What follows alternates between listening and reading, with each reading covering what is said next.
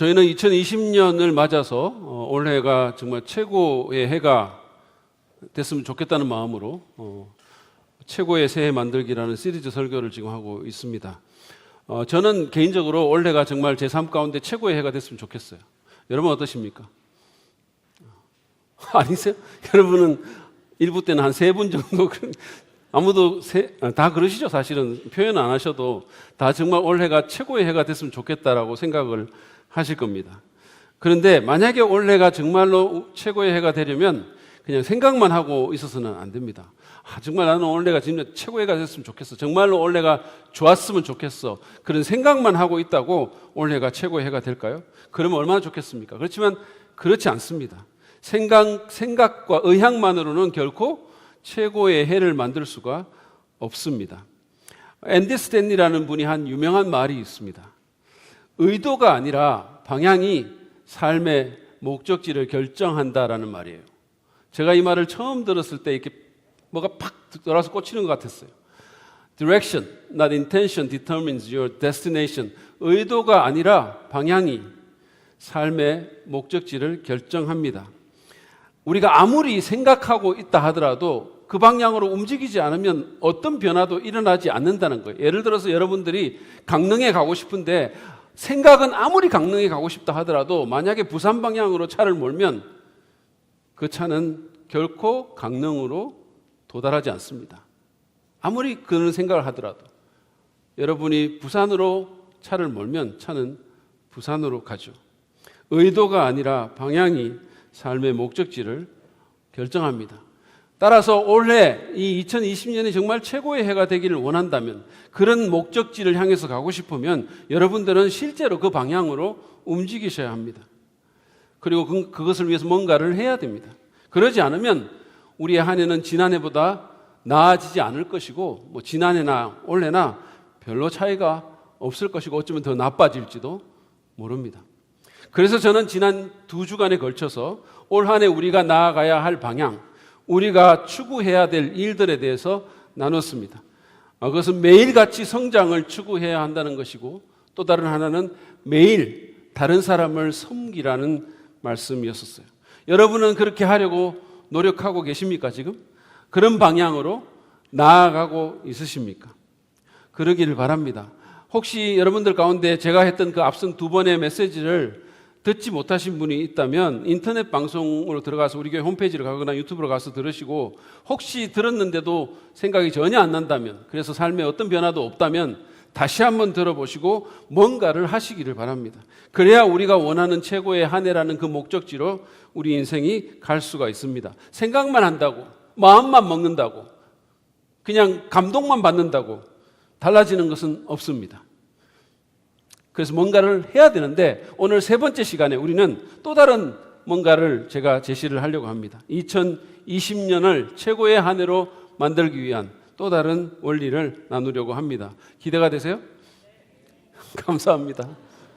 하나님께서 대대손손 축복하시기를 바랍니다. 오늘 제목은 Let it go입니다. Let it go. 제가 이 말을 하는 순간 마음속에서 아마 멜로디를 흥얼거리는 분들이 있을 거예요. Let it go, let it go. 겨울왕국 첫 번째 편에 나오는 주제곡 제목이죠, 이게. 이 Let it go라는 말을 직역을 하면 그것을 가게 하라라는 뜻이에요. 그러니까 뭔가를 놓아주라는 말입니다.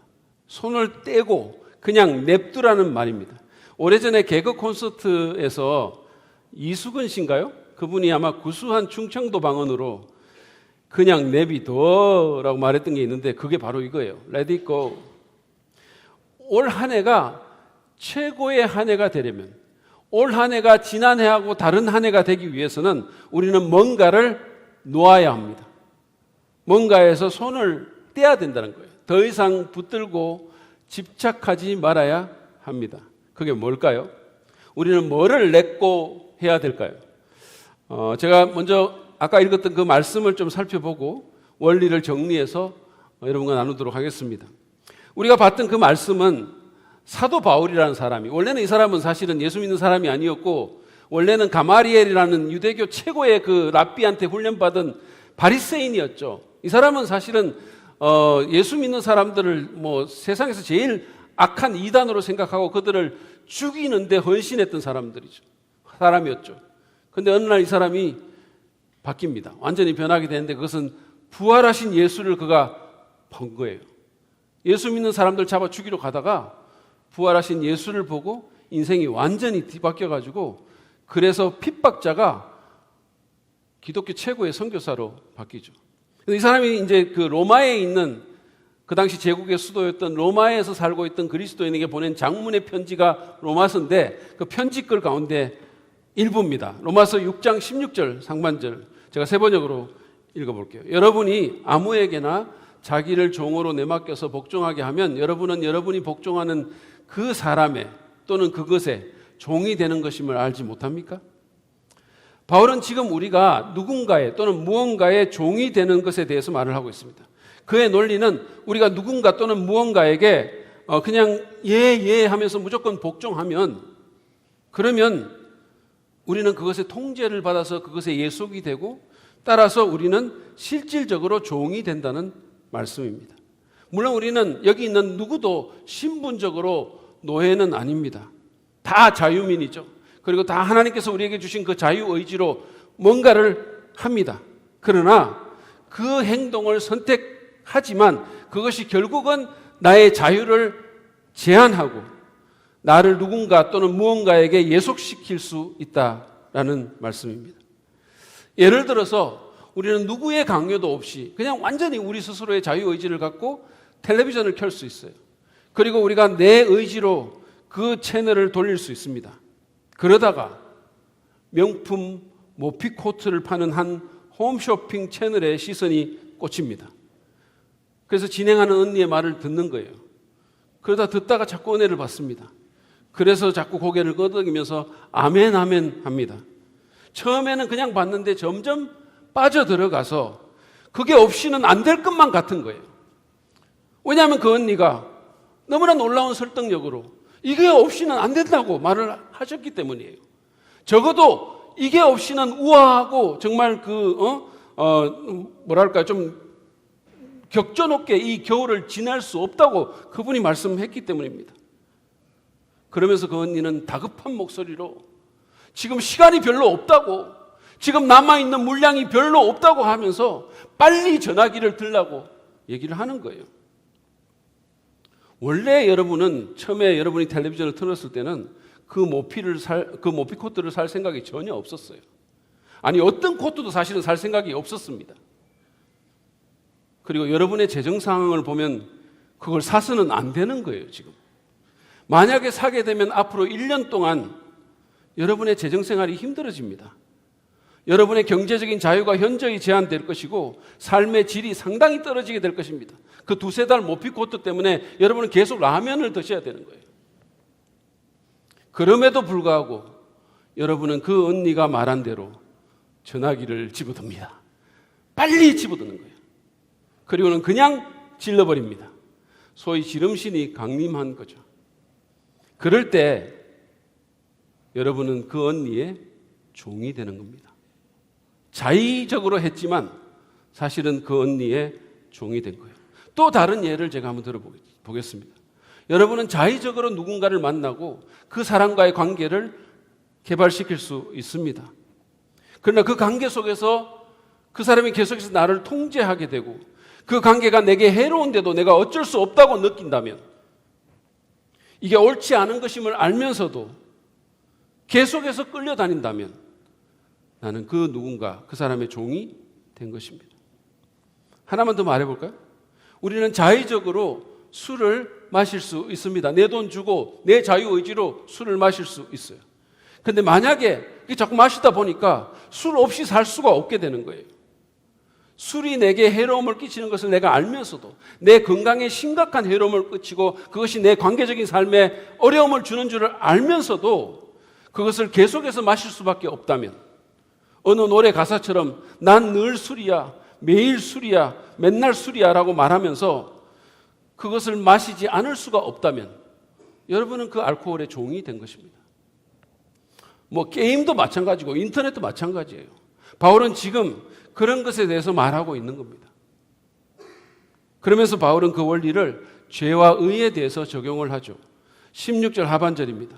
여러분은 죄의 종이 되어 죽음에 이르거나 아니면 순종의 종이 되어 의에 이르거나 하는 것입니다. 제가 앞에서 그 표현한 것처럼 우리가 죄에 대해서 그냥 예 하면서 죄에게 우리 자신을 드리면 그러면 우리는 죄의 종이 된다는 것입니다. 그게 바울의 말이에요. 근데 제가 여기서 더 나가기 전에 죄가 뭔지를 정확하게 좀 정의하고 지나가는 게 좋을 것 같아요. 많은 사람들이 죄라고 얘기하는데 그 죄가 뭔지를 딱 말해보라면 잘 말을 못하는 경우가 있죠. 죄가 뭘까요? 사람마다 생각이 다 다르겠죠. 우리가 다양한 방식으로 죄를 정의할 수 있겠지만 아주 간단하고 이해하기 쉽게 말하자면 죄는 우리를 해치는 것입니다. 죄는 우리를 안 좋게 만드는 거예요. 죄는 우리 자신을 해치고 우리 주변의 사람들을 해치는 것입니다. 그래서 하나님께서 죄를 반대하시는 거예요. 하나님은 우리를 너무도 사랑하시기 때문에 하나님께서 사랑하시는 우리가 뭔가에 의해서 상처받고 뭔가에 의해서 파괴되는 것을 그냥 좋다고 말씀하실 수가 없고 그것을 그냥 두고만 볼 수는 없는 분이신 거예요. 그래서 그분이 죄를 반대하시는 겁니다. 여러분은 여러분이 사랑하는 사람, 이를테면 여러분의 배우자나 여러분의 자녀가 자기를 해치는 일을 할 때, 자기를 파괴시키는 어떤 일에 집중할 때 여러분은 그것을 좋아할 수 있겠습니까? 아니죠. 반대할 것입니다. 그죠? 사실은 여러분이 그 사람을 사랑하는 것만큼 그리고 그 행위가 파괴적인 것만큼 더욱더 격렬하게 그것에 대해서 반대할 것입니다. 제 아내는요, 제가 가식하는 것을 아주 싫어하고 반대합니다. 왜냐하면 그것이 저를 해치는 줄 알기 때문에, 저의 건강을 해치는 줄 알기 때문이에요. 그렇지만 윤 목사님이나 또는 정재영 전도사님이 그렇게 하는 것에 대해서는 전혀 반대하지 않습니다. 오히려 자기 음식을 막 덜어주면서 더 많이 드시라고 그렇게 막 해요. 이를테면 거의 사육을 시키는 거죠. 우리 정재영 전도사님 우리 교회 와서 살이 많이 찌셨는데 우리 교회에 와서 나온 배의 한 70%는 저희 아내에 의해서 만들어진 것이라고 저는 생각합니다. 남의 남편이니까 상관을 안 하는 거예요. 그렇지만 제가 많이 먹으려고 하면 못 먹게 하죠. 눈길을 주죠. 때로는 막 숟가락을 맞기도 합니다. 여러분, 하나님은 우리를 너무도 사랑하시기 때문에, 그리고 우리 주변에, 여러분 주변의 사람들을 한 사람 한 사람 너무너무 사랑하시기 때문에 죄를 반대하십니다. 많은 사람들이 하나님께서 죄가 아니라 죄 짓는 사람들을 미워하고 싫어하고 반대한다고 생각해요. 완전한 오해입니다. 하나님은 사람들을 사랑하십니다. 하나님은 죄 짓는 사람도 사랑하십니다. 여러분, 예수님 한번 보세요. 그분은 이 땅에 오셔서 죄인들의 친구가 되셨어요. 예수님께서 복음서를 한번 읽어보세요. 예수님께서 즐겨 어울리셨던 사람들이 누구인가? 오늘날 교회 다니는 사람들이 사실은 다 피하고 싶은 사람들과 그분은 어울리셨어요. 장녀들, 소위 말해서 매국노들, 쓰레기들, 루저들, 그런 사람들과 예수님은 어울리셨습니다. 예수님에게는 그들의 죄에 동조하지 않으면서도 그들과 마음을 열고 교제하는 특별한 능력이 있으셨어요. 그분은 그들의 죄에 찬성하지 않으면서도, 그러면서도 그들이 자기들을 거부하지 않는다고 생각하게 만드는 특별한 능력이 있으셨습니다. 예수님께서 사실 제일 힘들어 하셨던 사람은 오히려 모범생인 척하는 사람들, 경건한 척하는 종교 지도자들, 자기가 의롭다고 주장하는 그런 종교인들이었습니다. 말하자면 저 같은 목사들을 제일 힘들어 하셨던 거죠. 패키지 여행을 가면 가이드 말 제일 안 듣는 사람이 목사들이라고 그래요. 대한민국에 식당 가서 자기 돈 안 내는 직업군이 세 종류인데 형사, 기자, 그리고 목사라는 말도 있습니다. 하여튼 목사들 문제 많아요. 근데 여러분, 안 그런 목사도 있습니다. 제가 누구라고 말은 안 할게요. 저는 윤 목사님 지금 생각하고 얘기하는 거예요. 우리 윤 목사님 식당 가면 돈 얼마나 잘 내는지 아세요? 제가 농담한 건데 물론 좋은 목사님들도 많죠. 그렇지만 종교 지도자들 가운데는 자기가 죄인이면서도 죄인이 아닌 척하는 사람들도 있다는 말씀이에요. 그런 분들은 참 힘든 분들이에요. 그러나 자기 죄를 인정하는 죄인들, 자기가 죄인이라고 생각하는 분들 싫어하지 않으셨어요. 예수님께서 그분들과 잘 어울리셨습니다. 아무튼 하나님은 사람들을 사랑하십니다. 너무너무 사랑하세요. 얼마나 사랑하실까요? 자기 아들을 아낌없이 주실 만큼 사랑하십니다. 여러분, 제가 부모잖아요. 제가 어떤 사람을 사랑할 때 제가 아무것도 안 주려고 하면 그 사람 사랑하는 거 아니에요. 말만 사랑하는 거지. 내가 누군가를 위해서 기꺼이 뭔가를 주려고 하는 게 사랑하는 거 아니에요? 줘도 별로 아깝지 않은 게 사랑하는 거 아닙니까?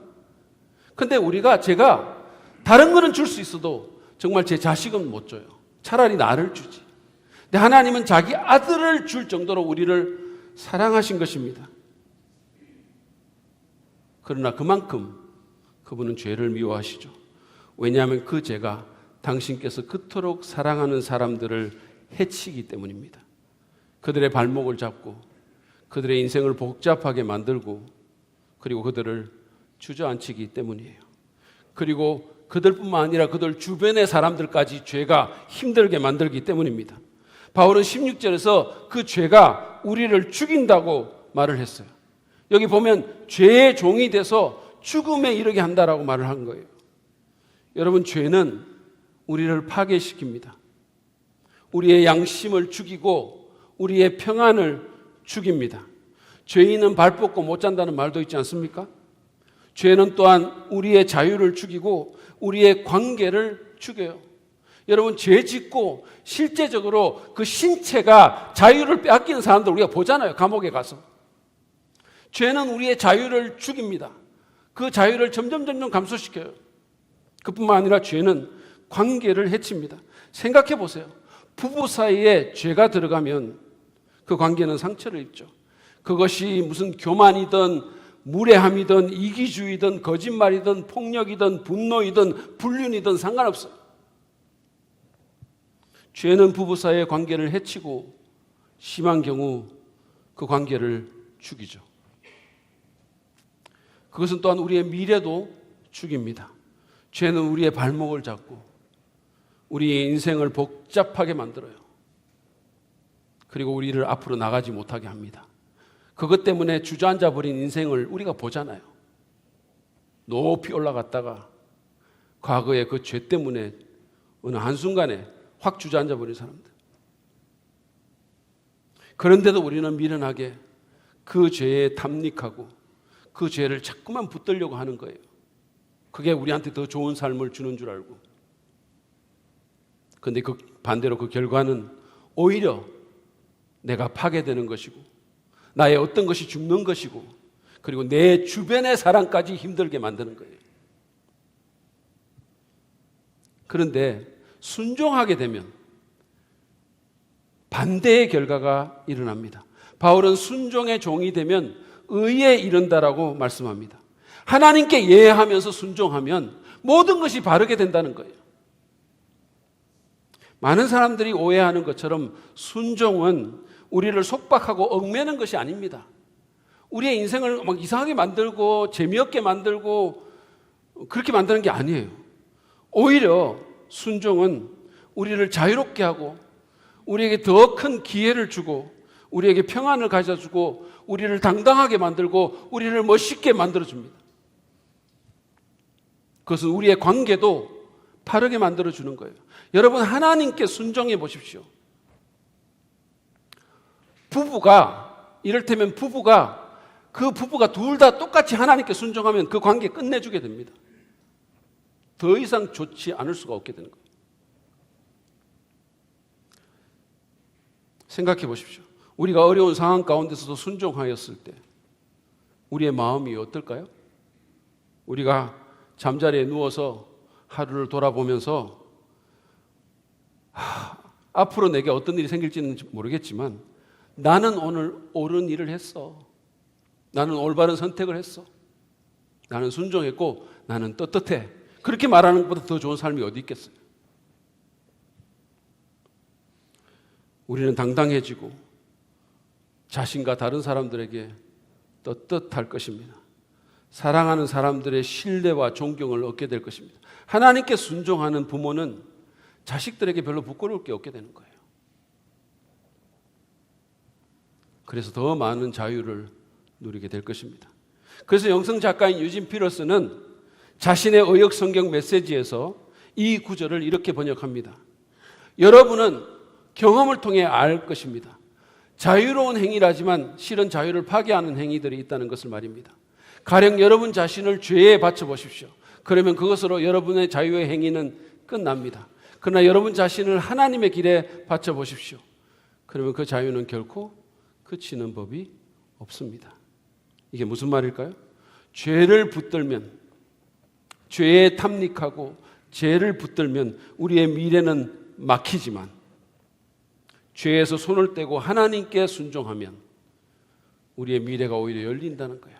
더 많은 기회가 주어지고 더 많은 자유가 우리에게 찾아오게 될 것이라는 말씀이에요. 꺼리낄 게 없게 된다는 말씀입니다.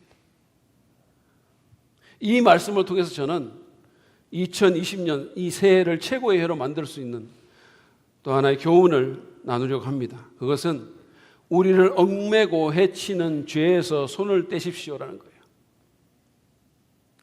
우리를 얽어매고 우리를 상하게 하고 우리를 해치고 심지어는 우리를 죽이기까지 하는 그 죄에서 손을 떼야 된다라는 거예요.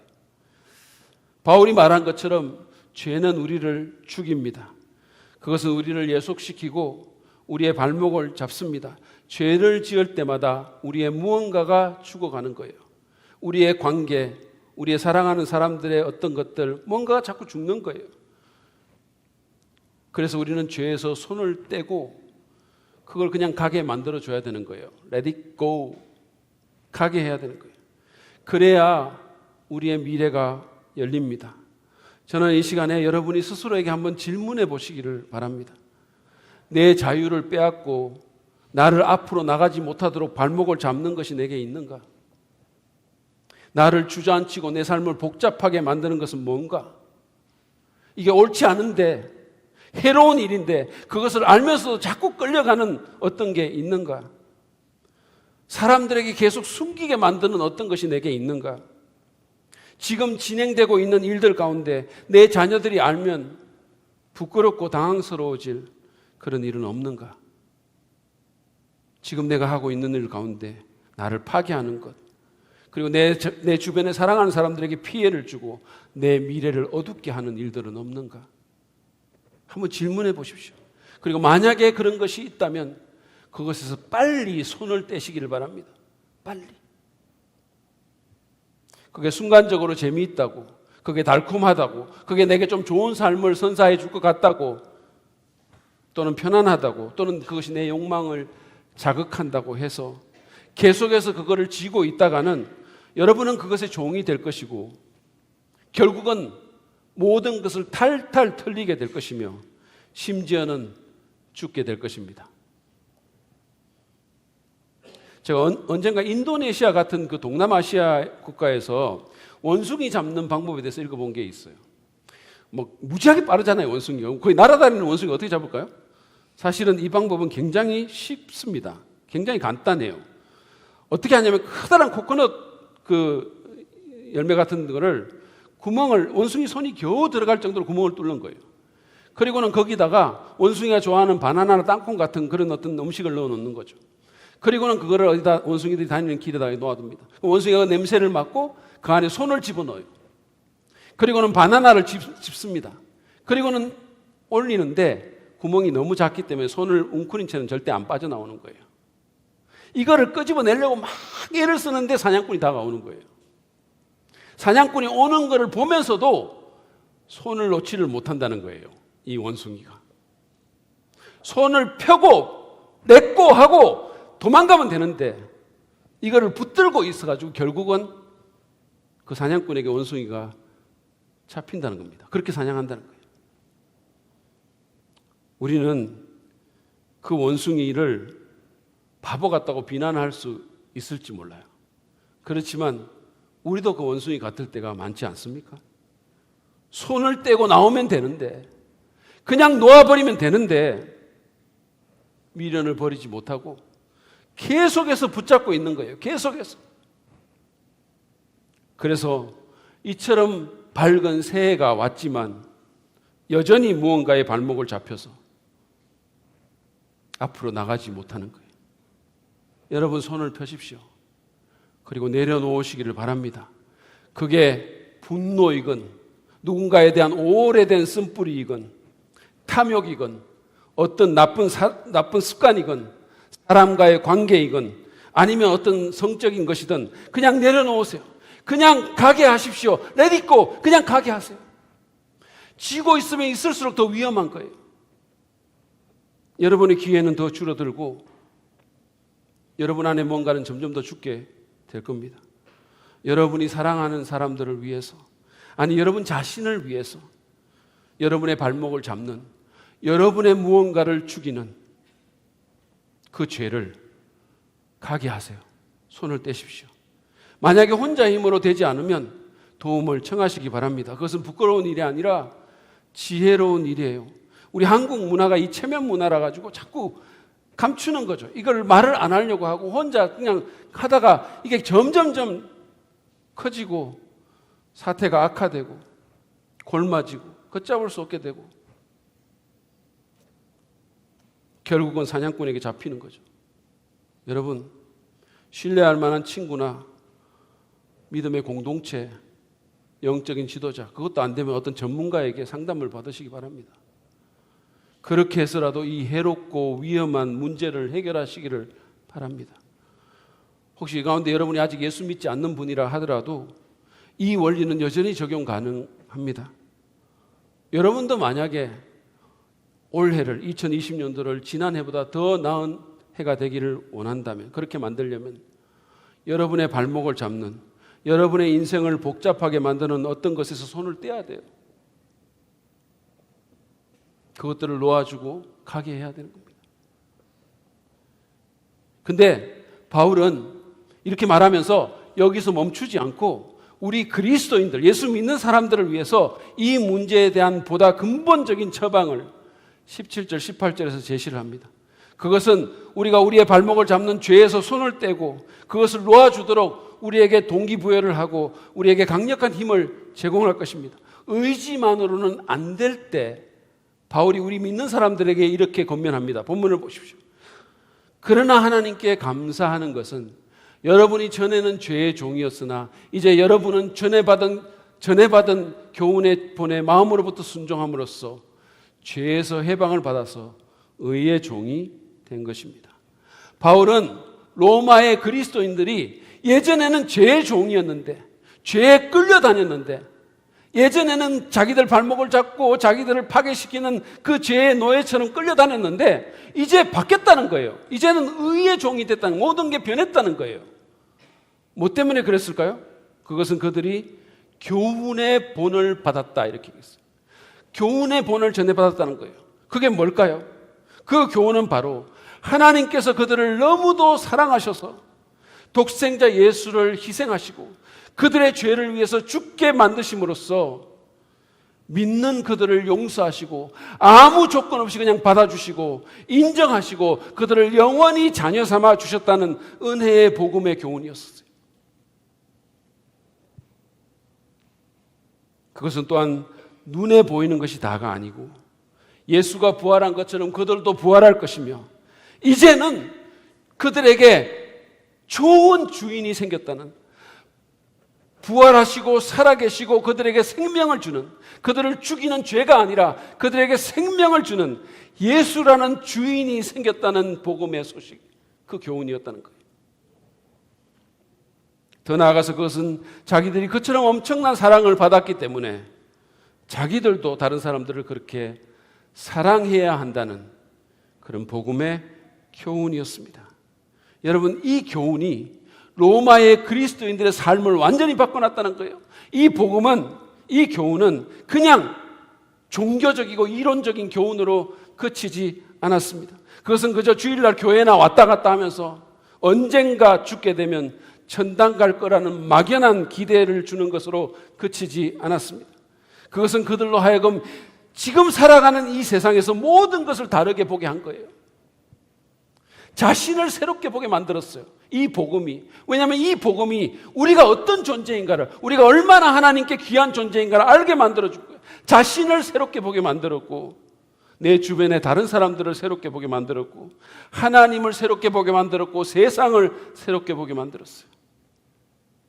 자신의 자아상이 바뀌고, 용서에 대한 이해가 바뀌었고, 관계의 방식이 바뀌었고, 하나님에 대한 예배가 바뀐 거예요.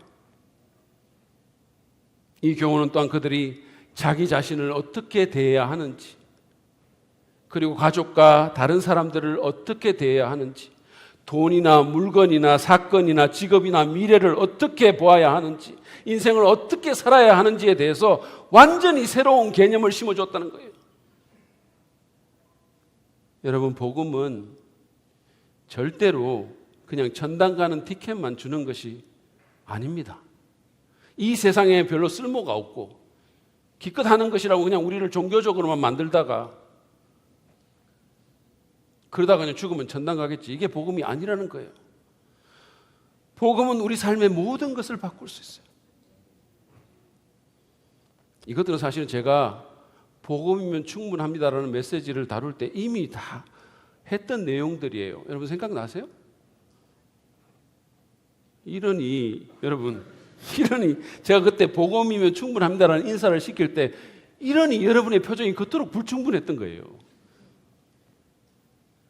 아무튼 바울은 그들이 이 은혜의 복음이라는 완전히 새로운 교훈에 본, 완전히 새로운 패턴의 가치관과 세계관, 그리고 거기서 비롯되는 그 새로운 삶의 방식에 마음으로 순종했다라고 말을 하는 겁니다.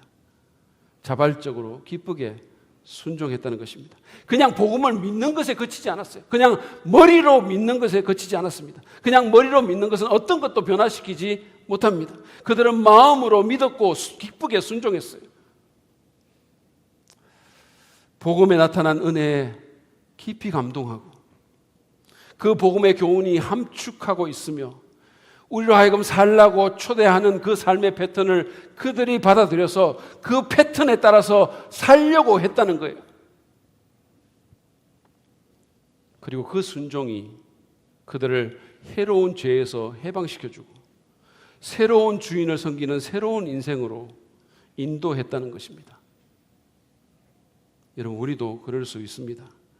만약에 우리가 이 복음의 은혜를 깊이 깨닫고 정말로 이 복음이 함축하는 그 모든 것들을 우리가 깊이 묵상하고 그리고 복음이 초대하는 삶의 패턴으로 들어갈 수만 있다면, 다시 말해서 나는 하나님의 사랑받는 자녀, 존귀한 자녀일 뿐만 아니라 하나님께서 그리스도 안에서 내게 대하신 것처럼 다른 사람을 그렇게 대해야 한다는 그 삶의 패턴을 받아들인다면, 그 복음의 교훈을 온 마음과 몸으로 환영한다면, 그것이 내 심장 박동이 되고 그것이 그냥 여기에만 있는 것이 아니라 내 가슴으로 내려갈 수 있다면,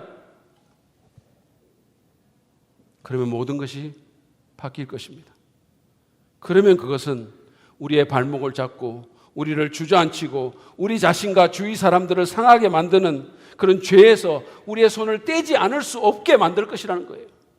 내가 이렇게 존귀한 존재고 내 주변에 있는 사람들이 그렇게 존귀한 존재인데 그들을 계속해서 해롭게 만드는 죄에 내가 어떻게 계속해서 탐닉하고 어떻게 계속해서 손을 잡고 있겠습니까?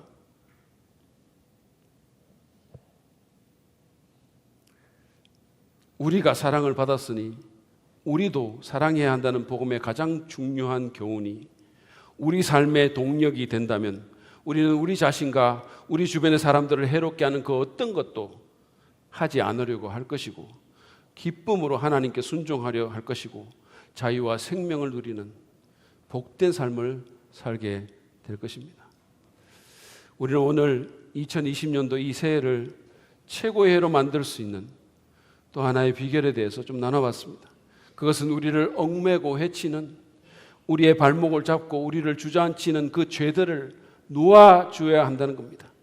여러분이 정말로 그렇게 하기를 원하신다면 그게 여러분에게 무엇인지를 생각해보고 피하지 마시고 생각해보고 그것을 확인하고 그리고 정직하게 인정하시기 바랍니다. 만약에 그게 잘 생각이 안 나고 모르겠거든, 여러분의 배우자나 여러분을 사랑하는 사람들에게 한번 물어보는 것도 좋을 거예요. 당신이 볼 때 내가 내 발목을 잡는, 또는 우리의 발목을 잡는 뭔가 해로운 것을 붙들고 있다고 생각합니까? 물어보세요. 그러면 여러분의 배우자가 아마 상세하게 잘 대답해 주실 겁니다. 그리고 만약에 그런 것이 있다면 여러분 손을 놓으십시오. 제발 손을 떼시고 가게 하세요. 왜냐하면 우리는 더 이상 그런 것에 얽매일 필요가 없기 때문입니다. 왜냐하면 우리에게는 우리를 해방시켜 주신, 그런 것에서 우리를 해방시켜 주셨고 지금도 해방시켜 주실 좋은 새로운 주인이 있기 때문이에요. 그래서 다른 것에 지배받을 필요가 없습니다. 그분은 우리가 여전히 죄인이었을 때, 우리가 우리를 죽이고 해치는 죄에 빠져 있었을 때, 우리의 발목을 잡는 해로운 것을 붙들고 있었을 때, 여전히 그랬을 때 우리를 위하여 죽으심으로써 우리에 대한 사랑을 확정해 주신 분이세요. 내가 이만큼 너를 사랑한다. 그리고 복음의 교훈을 통해서 우리를 감동시켜 주시고 우리에게 영감을 주시고 우리에게 새로운 삶의 패턴을 보여주시고 그 삶으로 우리를 초대하신 분이십니다. 여러분 기억하시기 바랍니다. 그분은 우리를 해방시키기 위해서 피로 값을 치르신 분입니다. 우리를 살리기 위해서 당신의 생명을 주셨던 거예요. 그러므로 우리를 죽이는 그 죄에서부터 나오십시오. 있을 필요가 없는 거예요. 더 좋은 삶의 옵션이 우리에게 있습니다. 여러분이 원하기만 한다면 지금이라도 그것은 여러분에게 바로 가용합니다. 이제 그분이 이 2020년도에 자기를 따르라고 우리를 초대하십니다. 만약에 우리 가운데 아직 예수님을 믿지 않는 분이 계신다면 그런 분에게 제가 호소드립니다. 이 새해 벽두에 한번 믿음의 발걸음을 떼보지 않으시겠습니까? 책을 읽거나 아니면 질문을 하거나 상담을 받거나 이 예배에 또 참석하심으로 뭔가 한번 발걸음을 내딛지 않겠습니까? 그러시기를 바랍니다. 비록 아직 예수님을 믿지 않는다 하더라도 여러분도 알 겁니다. 죄가 우리 발목 붙잡고 인생 복잡하게 만들고 관계 깨트리고 우리의 무언가를 죽인다는 사실을 여러분도 아시잖아요. 그 죄 가운데서 계속 허우적거릴 필요가 없습니다. 예수님께서 그 문제를 해결해 주십니다. 만약에 여러분이 일찍부터 예수님을 믿었다면 어쩌면 여러분이 가장 후회하는 그 일을 피했을지 몰라요. 앞에서 말한 그 원숭이처럼 작은 구멍에 손을 넣어가지고 뭔가를 붙들고는 놓지 못해서 낭패를 당할 일이 아예 없었을지 몰라요. 그러므로 예수님 믿는 것을 한번 고려해 보십시오. 나를 해치고 내 발목을 잡는, 나를 조종하고 나를 예속시키는 죄에서 손을 뗄 뿐만 아니라 여러분을 해방시키기 위해서 십자가에서 자신의 피를 흘려서 여러분을 값주고 사신 그 예수님을 붙드시기 바랍니다. 여러분에게 소망을 주고 여러분에게 생명의 주가 되기 위해서 부활하신 그 예수님을 믿음으로 붙드시기 바랍니다. 그러면 그분이 여러분에게 세상이 줄 수 없는, 아니 죄가 줄 수 없는 풍성한 삶, 그야말로 참된 생명의 삶, 진짜 살아있는 것 같은 삶을 선물해 주실 것입니다. 그러면 여러분의 2020년이 지금까지 인생에서 명실상부한 최고의 해가 될 수 있을 것입니다. 그런 축복을 누리시는 우리 모두가 되기를 바랍니다.